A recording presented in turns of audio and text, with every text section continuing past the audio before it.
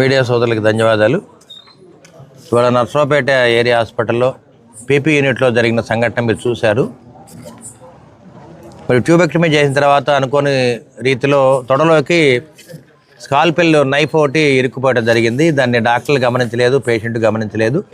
10 రోజుల తర్వాత పేషెంట్లు రావడం జరిగింది. పేషెంట్ వచ్చి గవర్నమెంట్ హాస్పిటల్ అటెండ్ అయిన తర్వాత మరి అక్కడ ఉన్న డాక్టర్లు దాని మీద మరి ఆపరేషన్ చేసి స్కాల్పెల్ బ్లేడ్ ఒకటి తీసేస్తామని చెప్పడం జరిగింది. తర్వాత వారు మళ్ళీ గోపిరెడ్డి గారి హాస్పిటల్ కూడా వెళ్ళటం జరిగింది. అంటే నేను డాక్టర్నే, గోపిరెడ్డి డాక్టర్ కూడా, ఆయన కూడా డాక్టర్ గారే. అనుకోని రీతిలో కొన్ని చిన్న చిన్న పొరపాటు జరుగుతూ ఉంటాయి. ఎందుకు చెప్తున్నానంటే పరకామణి కేసులో ఆ డాలర్లు దొంగిలిస్తే ఆ డాలర్లే కదా చిన్న దొంగతనంగానే మరి జగన్మోహన్ రెడ్డి గారు చెప్పడం జరిగింది. మరి వైసీపీ నాయకులు కూడా చెప్పడం జరిగింది. అంటే ఏ డాక్టర్కైనా కొన్ని పొరపాట్లు జరుగుతుంటాయి. పొరపాట్లు జరగవని కాదు, అదేవిధంగా ఆపరేషన్ చేసిన కొన్ని కాంప్లికేషన్స్ కూడా వస్తూ ఉంటాయి. ఒక డాక్టర్గా ఉన్నప్పుడు నేను కానీ గోపిరెడ్డి కానీ తొందరపాటు చర్యలు పనికిరాదు. మరి ఇవాళ అకారణంగా ఒక డాక్టర్ని, అక్కడ స్టాఫ్ నర్స్ని కూడా సస్పెండ్ చేయడం జరిగింది.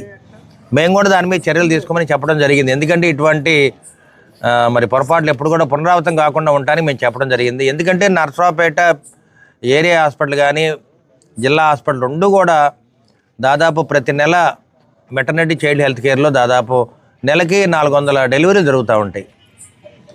మరి చక్కటి వైద్యాన్ని అందిస్తుంటారు డాక్టర్లు కూడా. పీపీ యూనిట్లో కూడా మరి మంచి వైద్యం అందజేస్తూ ఉంటారు. అనుకోని రీతిలో జరిగింది కాబట్టి ఇటువంటి పొరపాటు జరగకుండా మేము ఎప్పుడు కూడా సరిదిద్దుకుంటాము.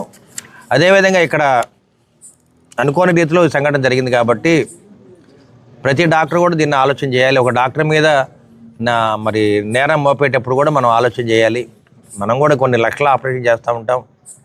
అన్ని ఆపరేషన్ కూడా సక్సెస్ కావు. మరి ఇవన్నీ కూడా గమనించాలి.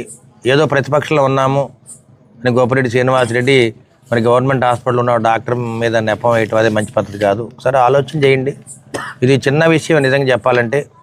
ఎక్కడో ఆ బ్లేడ్ అనేది పొట్టలో కాదు గుచ్చుకుంది. అనుకోని రీతిలో మరి పేషెంట్ డిశ్చార్జ్ చేసేటప్పుడు, లిఫ్ట్ చేసేటప్పుడు సర్జరీ గుడ్డల్లో నుంచి అది తొడలో గుచ్చుకుపోవడం జరిగిందనమాట. అది ఎవరు గమనించలేకపోయారు. మరి అనుకోని సంఘటన కాబట్టి మరి డాక్టర్ని మరి సస్పెండ్ చేయడం జరిగింది. ఇటువంటి చర్యలు మళ్ళీ జరగకుండా చూస్తామని చెప్పి మీడియా ముఖం తెలియజేస్తున్నాం.